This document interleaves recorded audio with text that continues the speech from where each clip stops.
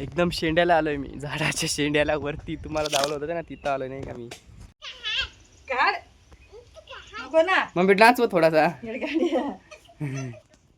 वर चढण्याचा प्रयत्न करत आहे. चढू नको, पळ.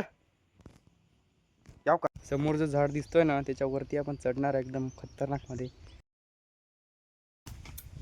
तर आता वरती चढणार आहे आपण.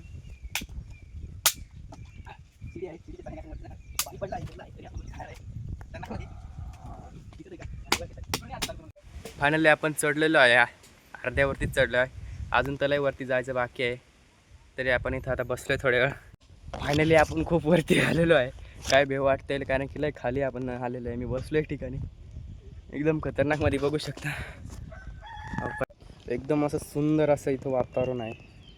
आणि हे बघू शकता इथं इतक्या खाली हे फांद्या बघू शकता, एकदम खतरनाक लगेच मुडतात.